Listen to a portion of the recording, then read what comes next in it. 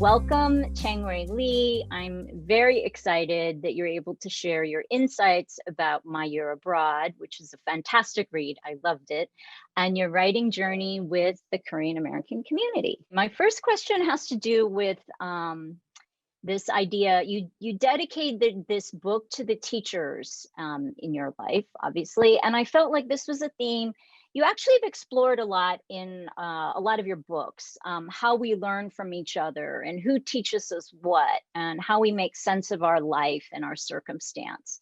And so what I'm curious about is what led you to explore this dynamic further with this particular ethnic, racial, and social makeup of this pair of Pong, this much older Chinese immigrant, and then we have this 12%er young Tiller who reads probably as white but claims some Korean blood. And I was wondering if you could maybe speak to this and how this might have influenced this teaching student thing. Yeah, I think from early on, I understood that one of the primary dynamics, there's always, multi-layered and complicated dynamics between characters, but I knew that a primary one between these two would be one of mentorship. But it comes from something that I always think about especially when I finish a book, to tell you the truth. I don't finish many. And I always think back to all the people who had helped me get to the place where I am in terms of my work and the ways in which I think about my work, the ways in which I think of myself as a teacher, the ways, all those things. And I know that goes back to the very beginning when we first came to the country, and my mother and father, although of course very educated and very interested in my education, didn't really have a sense of how I should be educated. And so depended so much upon my teachers and also very much so the librarians in our community. And I remember my mother dropping me off at the library every day for 3 or 4 hours and basically allowing them to guide me in my journey in intellectual and cultural life. And that to me is and I bring that up just because it's part of my life, but also because it's part of what this book is about. It's about being introduced to a way in the world, not just to places and not just to other people, but a way to think about oneself, a way to think about oneself in a context, and then also, of course, how to begin making oneself, especially constructing a self when the culture around you isn't one that necessarily recognizes you for all the things all your legacies, all your traditions, all the things that you come from. And so it was absolutely something that I thought would be central to the novel, given the trajectory and the kinds of story that I was going to pursue in this novel, which is a story about adventure, I suppose, but really all adventures are adventures about the travel of a consciousness and a psyche through his or her life. And that's really all novels are about. Mm-hmm. I'm very curious, however, about the choice to make, in terms of the background of these characters, who and what they are. I mean, I guess I'm looking a bit at China as a global force and the narrative of this older Chinese man, and then the reality of what immigration might result in, which is the sort of physical dissipation of visible Asian identity, right? And so I didn't know if you could speak to this. I mean, we're looking at Asia, but then through the eyes of somebody who has been removed from it. And yet there's this tension. And I didn't know, in terms of learning and knowledge, what you might think about this. Well, the choice to make the narrator of the novel, this young fellow Tiller, 1/8 Asian, was absolutely deliberate. And as you suggest, he's someone who has always passed in his life in the mainstream, not to be anything special. In fact, the opposite, to be unnoticed, and so that he could just go along and not have to think much about his ethnic or racial legacies. But I did want him to be someone, particularly a younger person, who was just at the cusp of beginning to ask lots of questions about that, about, who's in his background, in his case, his mother, but also that I wanted to open him up to beginning to think about and to be engaged with the idea that part of him, part of the streams, and we all have different streams going through us, genetically and culturally and everything else, but that part of those streams for him do take him towards Asia. And so it's no accident in the novel that he finds this particular newcomer immigrant, a Chinese fellow, who's not really Chinese American. He's been described that way, but I don't really consider him Chinese American. I consider him a global figure, a global diasporic figure who has his own identity in a way, but of course is astride Asia and feels most comfortable there. And this, I think, is what Tiller has been looking for in his life. I think he's found that there's been an emptiness and void in his life that he can't quite, that is a little mystifying to him, and he can't quite put a finger on. And I think hooking up with this fellow Pong begins to solidify certain notions about who he might be, how he should model himself, from philosophical ideas, but also just like, there's a scene in the book where they're kind of doing like a Korean shower thing where they're kind of kneeling, and he's looking, and he has fun with it, but he also kind of thinks of it seriously as, is this my kind of, is this a tradition that I should follow, even though it's just a modest human one? So those are the kinds of things that I wanted him to think about as he began his journey into this wider world. Yeah, I was curious. There's this great quotation. I'm going to skip a little ahead in the karaoke scene where they're all singing. And then Tiller says he noticed this brother sisterhood vibe in the room, and elsewhere he's experiencing this kind of idea of being subsumed by this Asian consciousness, yet he does not read as Asian. So what is the conflict of this? What is it that he's tapping into potentially? And I also thought was curious and totally fascinating was that this wasn't a Chinese idea or particularly a Korean idea of an Asian group. This was a pan-Asian group. All the men in there they're from Sri Lanka, they were Chinese, all these different groups and people on that evening. And I was thinking, this is an Asian American kind of conception of a group, but yet, so I didn't know if you could speak to that idea of like, how do we find our group? What is that group? And what is that feeling? Is that a different feeling? Well, I mean, just talking outside the novel, I think we find our groups in the ways that we find out anything about life, which is our experiences are particular to us. And, my Korean American experience, as I always say, is very particular to me and to my, my family, say my sister and my small group of friends.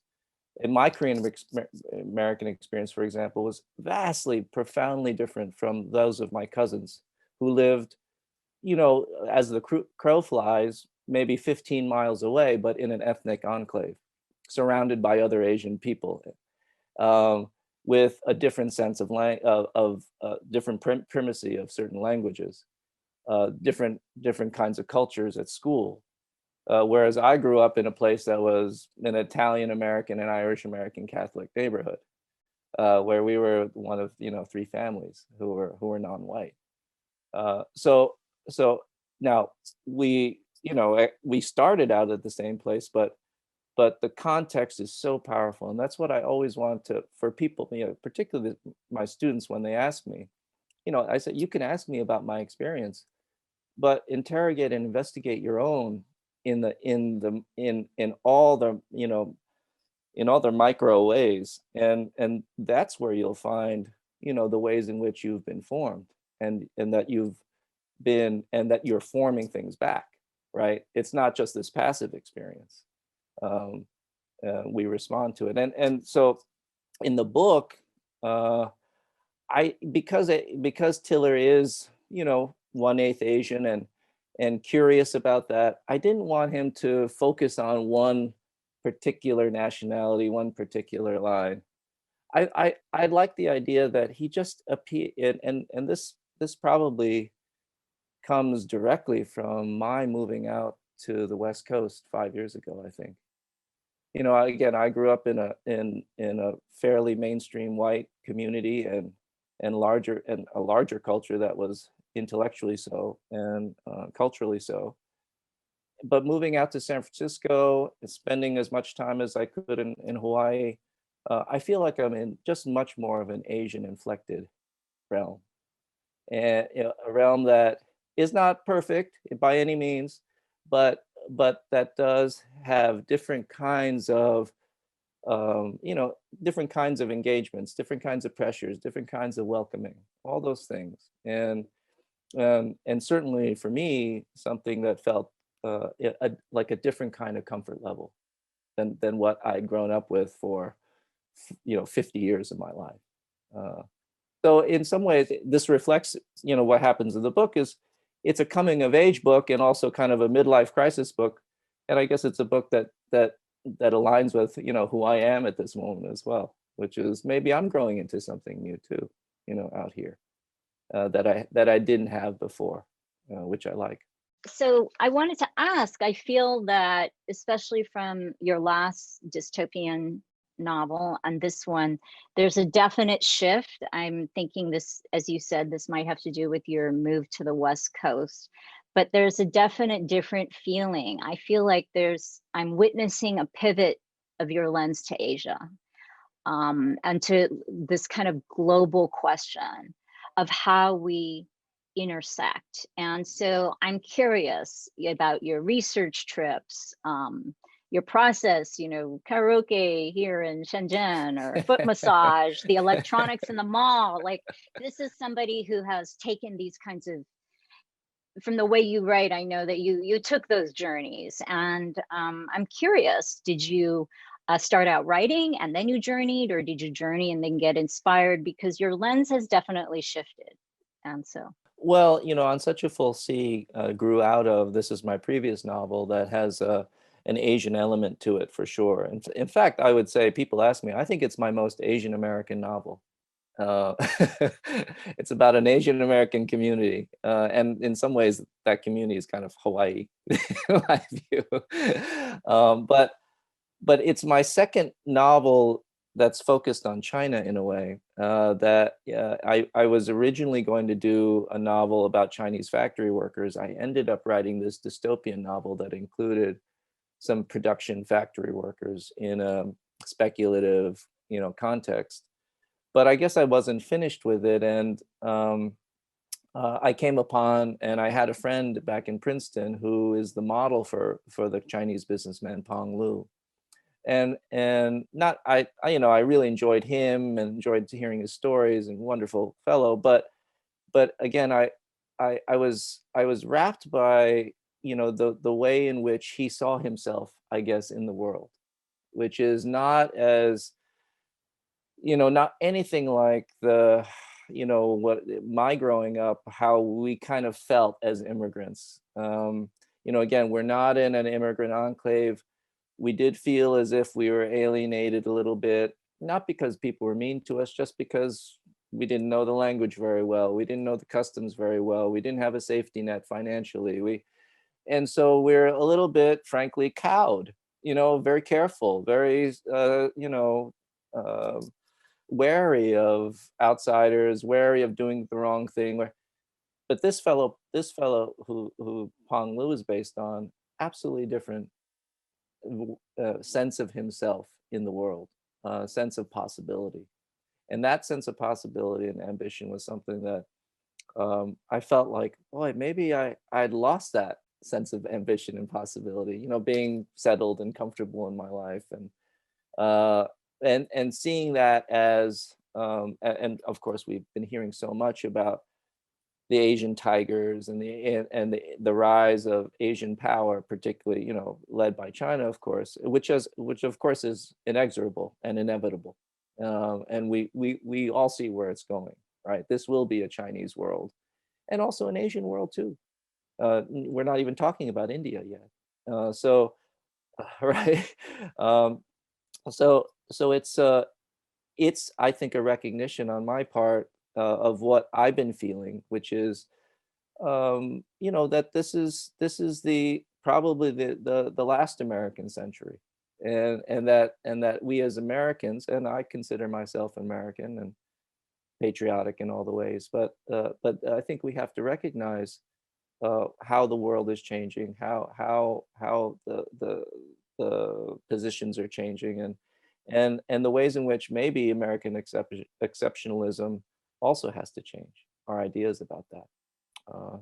And I find that just very interesting. And I, of course, as a novelist, those have ultimately, for me, as you know, for you, I'm sure, the implications are end up being singular and personal. You know, as expressed in individual people characters. So did you feel that Korea then as a nation and its issues and did that figure a lot into your development growing up? So, you know, you're talking about China, obviously. We're the Council of Korean Americans, so I'm going to ask you a little bit about Korea. And I'm just curious. I know that you wrote that your dad was from, you know, Pyongyang, so that tie would have been cut.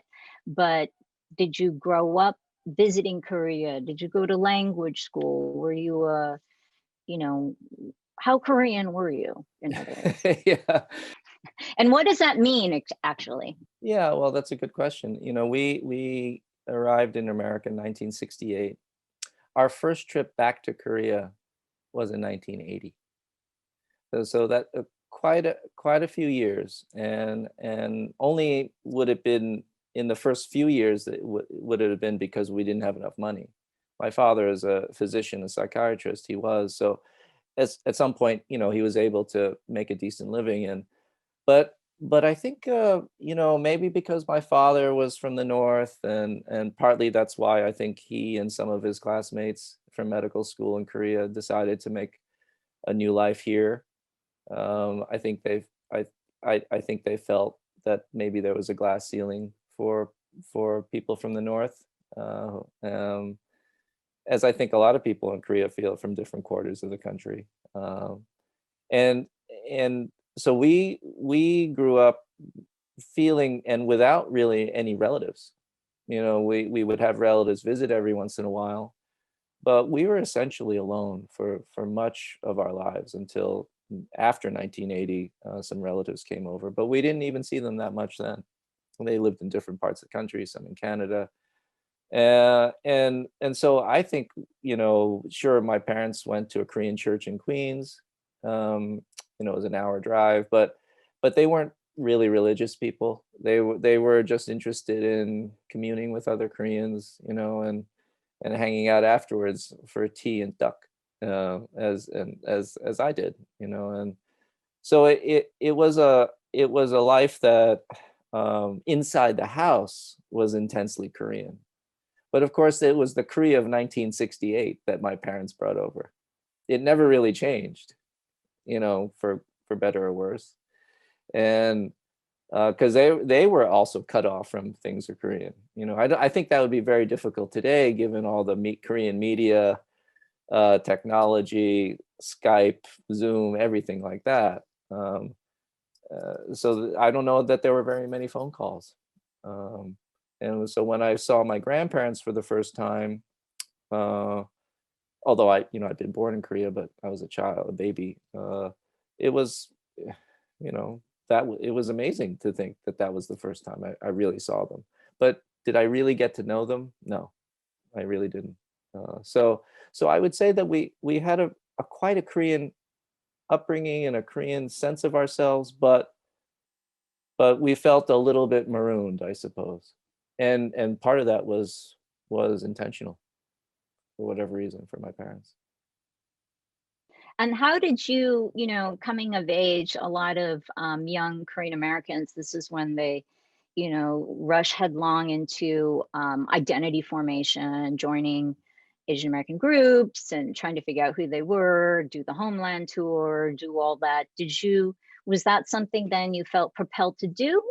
And, or not? And I didn't know if you could speak to that maybe.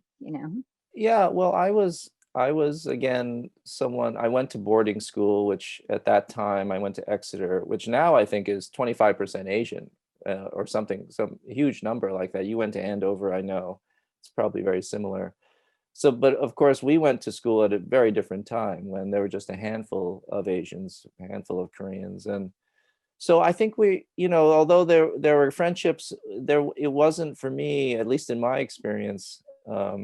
I did not gravitate towards Korean groups just because it wasn't my life or my interest at the time. Not that I didn't have Korean friends, but I suppose I wasn't in, say, the Korean club and just there. And that was fine at the time.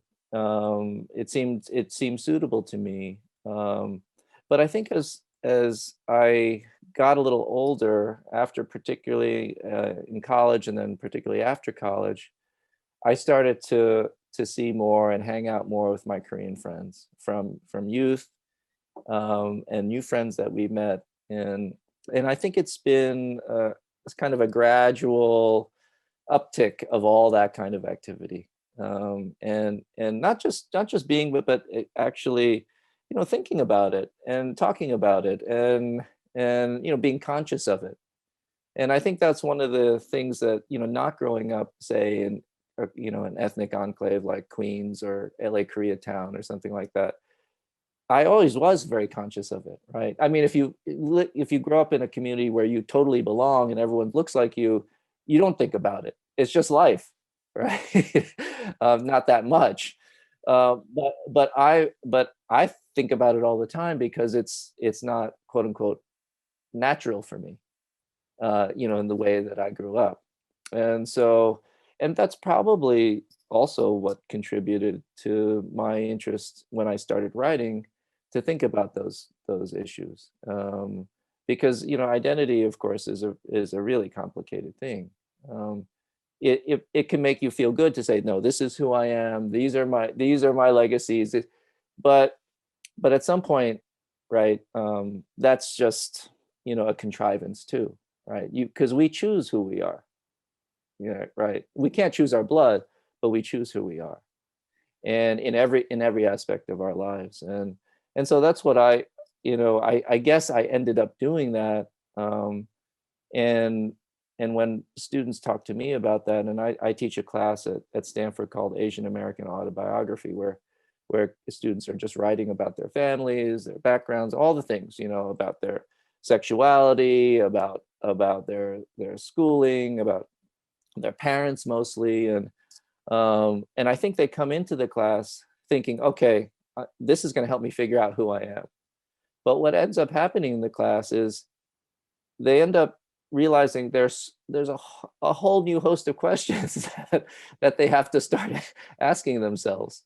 Because once you dig into it, once you actually get into those details that have all these little, adjacent details and corollaries, and I mean, it's endlessly complicated. And again, and I think that's a good thing. It's endlessly complicated, but it becomes more and more distinctive to that person. And that's how, not that we don't have commonality, we absolutely do. I have very close Korean buddies here. We have so much common. We love hanging out together. But of course, our experiences to this point where we're having a beer at the golf club, totally different, and our worldviews maybe even totally different. Um, but we've come to a place where we do have a sense of brotherhood, sisterhood, community. Um, but again, that sense of brotherhood, community, and sisterhood, probably different between us, right?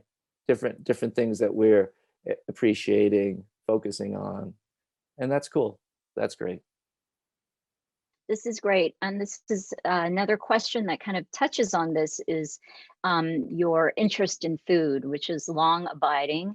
It appears in all of your writing with great gusto. It's really fun to read your food writing. And I was thinking about food and how it manifested in terms of the relationship.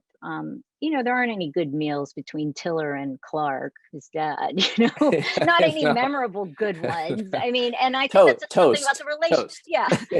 Something about the relationship, right? And but yet there's these food adventures with Pong, and then of course with Val and Vij, it's about food. And so I was wondering if you could speak to something about food, and what does food do? How do you see food in your life? What is the role of food for you, and in this book?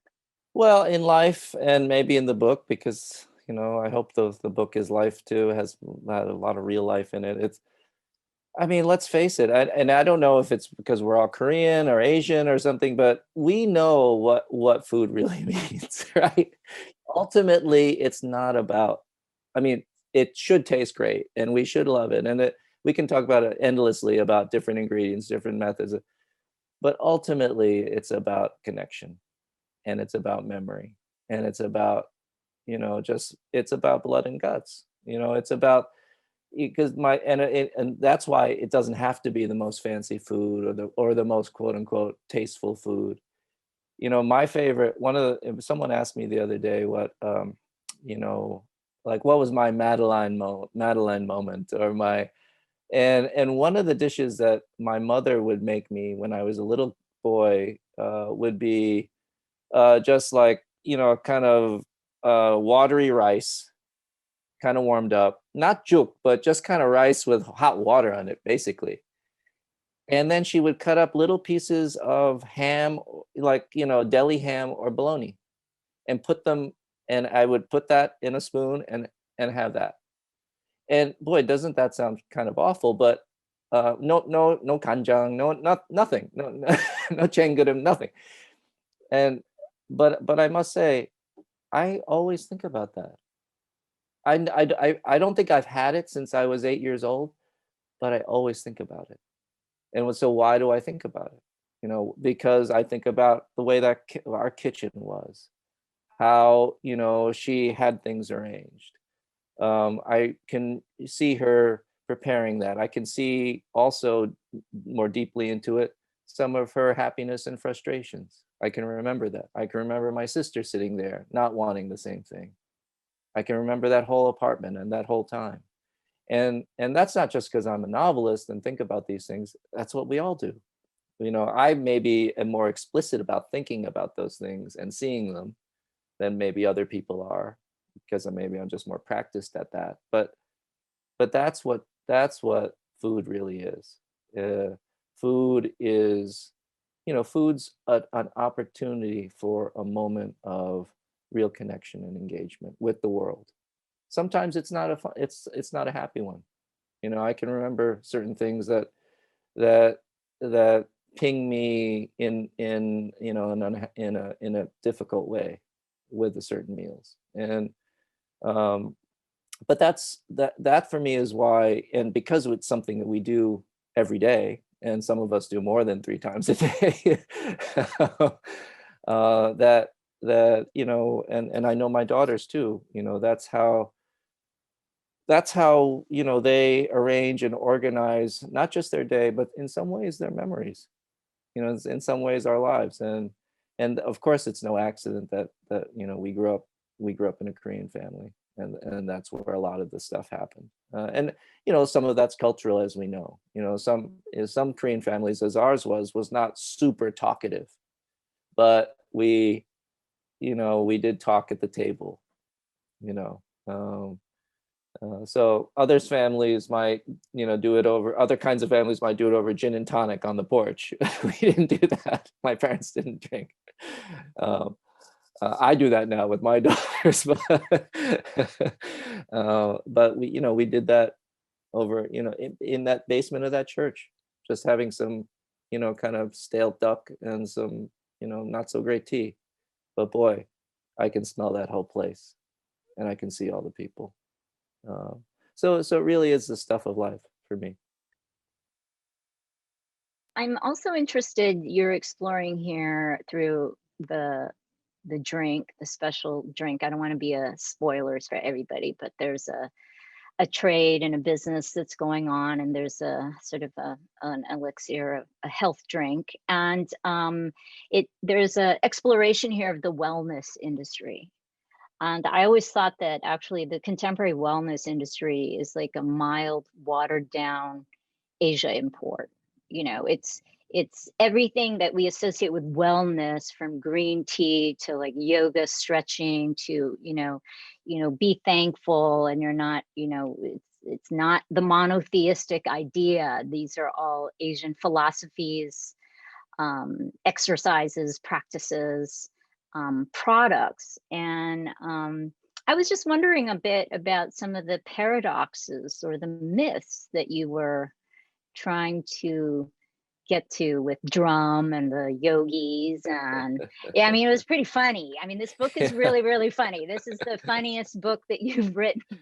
And it's, it's sort of a take no prisoners, you don't spare anybody. So I was wondering if you would talk a little bit about that.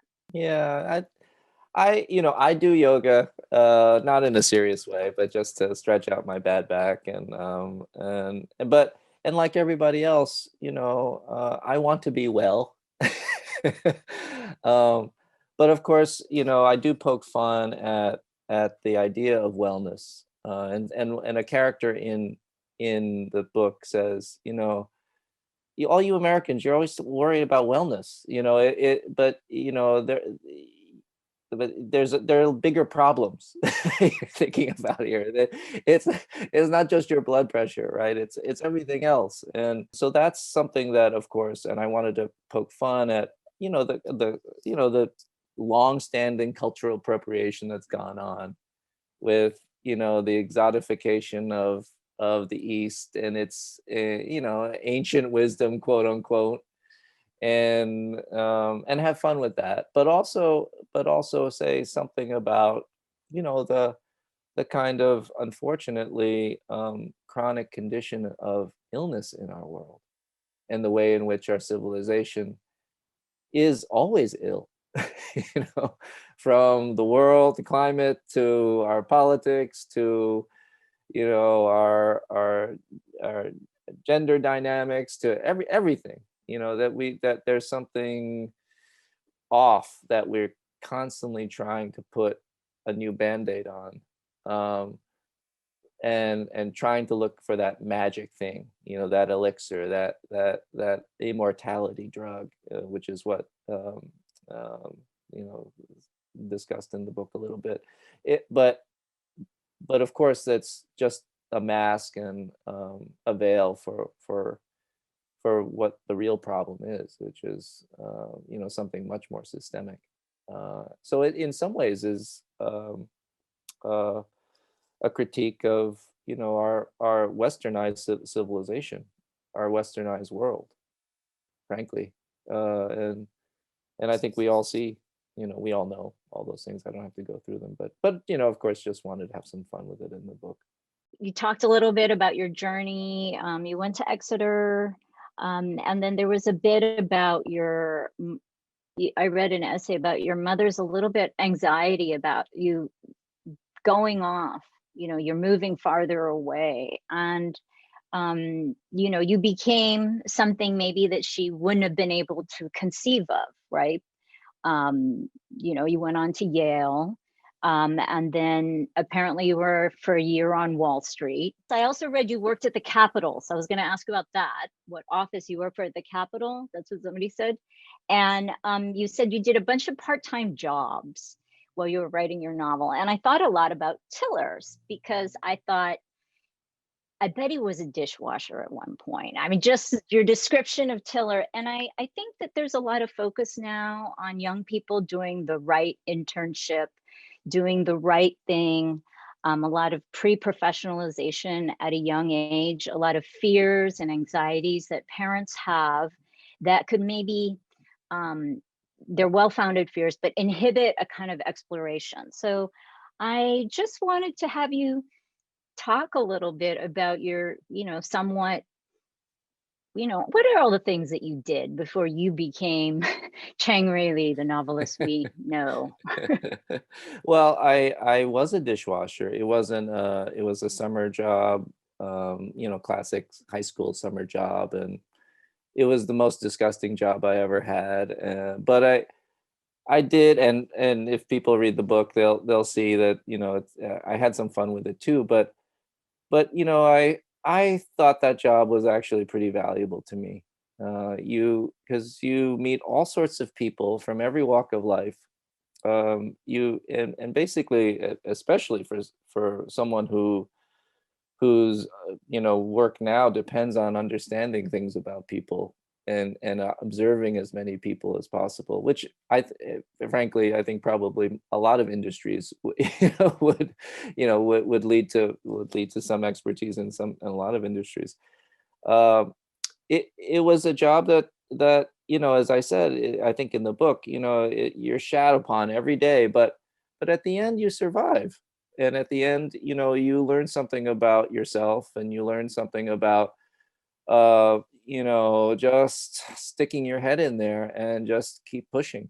um, when I was trying to write my book after I quit my Wall Street job, which wasn't a bad job at all, but I did it for all the reasons that we all what you kind of thing you're talking about, trying to get our kids in the most elite and remunerative and successful kind of lines. And of course we all understand why, right? It's a tough world out there, and that's totally honorable. But I ended up, I painted apartments, I wrote for a downtown free, for a free press. I did little food reviews and restaurant articles. And I was this was my favorite job. I was the assistant to the dean at the Fashion Institute of Technology. I did that for 4 hours a day, and saw these crazy people, designers and but again, it was stuff that yeah, at the time I just needed money, and I did whatever I could. uh, but boy, do I remember every detail of those jobs.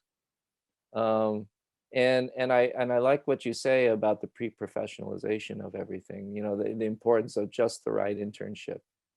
um, and I always think you're going to be doing this job for the rest of your life. um, just go out, and whatever you're going to do a great job at it. See the whole thing, really throw yourself into it. And I'm sure it won't be anything but but valuable. And but of course it's mostly the parents, right, who who pressure, who are the sources of pressure and worry. And the kids just take that up. If we weren't so worried about it and said, hey, go out and make a living, you know go out go out and don't depend on any allowance, and then see what you can come up with. And I bet you, they'd come up with something pretty darn interesting. So, do you think Tiller is kind of an ideal then for? I mean, Tiller's a very, Tiller's doing all the stuff that you're talking about, I right? wouldn't say he's an idea. I think maybe he's a little reckless, a little headlong. I think he courts danger a little too much. So I wouldn't want that for my own daughters. But I do think that not worrying so much about, especially if you're from a family that has some means. And I'm not talking about super rich. I'm just talking about just, can take care of itself. Um, uh, this is the last opportunity to actually engage with what's really going on in the world, and how most of the world spends its day. um, and that's part of what the book is about. Yeah, it's fantastical at times, it's intensified at times, but the whole book is about trying to get this young fellow out in the world so he can see all the aspects of it, and how all those little facets reflect back on him, and how he takes those in. What does he learn from every single one? I don't know, but he's learning something, I hope. And I think that I sort of I suppose I subscribe to that idea for just one of our kids doing whatever. You know, my daughter worked at a luggage store before the pandemic, and she didn't really want the job, and but boy, she turned out to be pretty good at selling luggage. They gave her a big prize, and it shocked her, in fact. And I think I, I'm sure that's going to be valuable for her in whatever she ends up doing. Mhm. And so these are some of the questions that came up, and then I might revert to another one. But this question was like about your own idea of Korean heritage as you're passing it down. How Korean are your kids, and how do you feel about that? Do they claim the Korean identity, or? Well, my wife is not Korean. She's Anglo European American, and so they're half. I would say that as they've gotten older, though, I think they definitely have identifying more and more with Korean culture, Korean food, Korean, media. My younger daughter's totally into BTS. Late in her life, she's 20. And she's having a lot of fun with that. And that is really nothing to do with me and us. I didn't send them to Korean school. I do hope that that my younger daughter, who's still in college, she's planning on spending a semester in Korea and studying there. So I'm happy about that. But I've never pushed them very much. I think I just let it kind of happen, and I see that it is happening. And again, I didn't want to try to curate that experience for them too much. When things are done like that, I just don't think you'd pay attention as much. And I think once they get an interest in something, and particularly my older daughter's, really into cooking Korean foods, and she also wants to spend a time in Korea now. She talks about that even though she's in the working world. So, where that came about and how that has come about, I can't really trace, but it's happened. And there's a question about seeing a different side of your personality, which I also thought with this book. There's this, kind of, it's humorous, it's funny. I mean, I read many people think it's over the top, but I think you really captured a certain energy and vitality of what it means to encounter these things for the first time. It seems very accurate, not over the top at all. And then I was curious. It said one of the questions is about your personality and a different side of you, and what is it that prompted you all of a sudden? It's this young narrator doing these pretty out there things. This is we're taken into this different space, and you can see the trajectory from On a Full CV Now. But I mean, why did you go this route, and is it gonna be more and more this way? And I'm wondering actually too, how this is connected to your being here in the West, and like, are you more comfortable?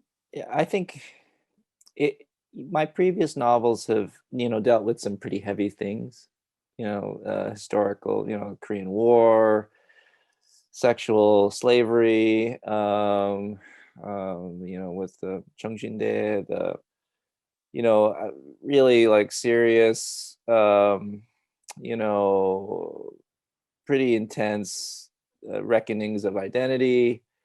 And so those books, they have some moments of lightness, but they're pretty serious books. And so just because of the subject matter and what I was thinking about, there's a certain modality that goes with those books, and those modalities didn't necessarily include, my daily kind of just, private human life and personality. I just it not that those couldn't have gone in there, just I just had no interest. And so this particular novel, because of what it's about, and because it's this younger fellow, I felt as if, and because I was also feeling maybe this kind of newness, sense of newness, and a sense of renewed possibility, perhaps moving out to the West Coast, new job, kind of starting over, which was absolutely intentional. I was very happy at Princeton professionally. Um, so in some ways, it's a new adolescence for me, but maybe a cultural adolescence, ethnic adolescence, and so I think I invited in, particularly because of the character, more of who I am just day to day, the kind of play of my thoughts, the range of them, the kinds of language, high and low, that's me. And so I don't know if that will continue. I think it just depends on the book. I think it really does depend on the book. But I will say that I enjoyed it. I enjoyed this different kind of exertion, if that's the word for it, a different kind of stance, I guess, and aesthetically, and so I'm glad to have found it, and to have been able to to explore it in my work. You've been really chronicling a lot of and sort of detailing Asian American male masculinities. What does it mean to be an Asian American man? What is manhood? How does one define masculinity? And I was curious. I thought Tiller is actually quite a feminist, a young feminist, asking questions about his role and curious in that way. So I didn't know if you could speak. Do you feel that your portrayals are the same? They've shifted? Do you see Asian American masculinity as shifting now, Korean American masculinity? Is it, you know, how have you, how do you think about that when you're writing, if at all? Well, in this particular book, yeah, I think he's very conscious of how the women in his life and in his encounters, how they're feeling and thinking. And if that makes him a feminist, fantastic. If that makes him a humanist, fantastic. And maybe that's as much of it. I think so much of um, what goes awry is that we can't imagine the other. We can't imagine a different worldview or a different a sense of self in a context, and are so locked in to our private egotistical position, or egoistical position, and so yeah.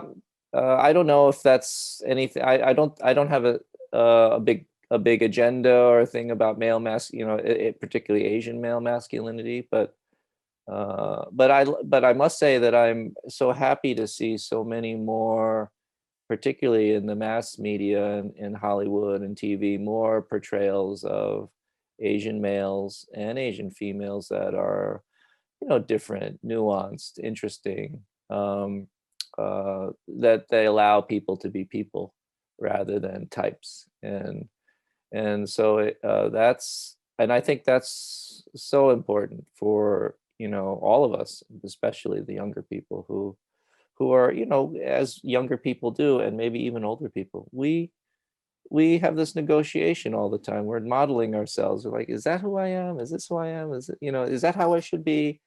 And even if we don't admit it, those questions always, and those little frictions are always there. And so to see more of them, where that they're varied and positive, and again distinctive, rather than uh, somehow standardized or normative, or stereotyped or racist, I think is great. This was so great to hear from you. I could ask so many more questions in detail about the book. I just think it had a lot of energy. It was really fun. And I think it was spot on in terms of a global picture of what's unfolding now. And also kind of an invitation for young people to explore and to take risks of the heart, per se. And so I really appreciated that. Thanks so much, Stephanie. Thank you for tuning into the Korean American Perspectives podcast. Head over to counselka.org for the show notes of this episode and see exciting upcoming programs at CKA. That's counselka.org.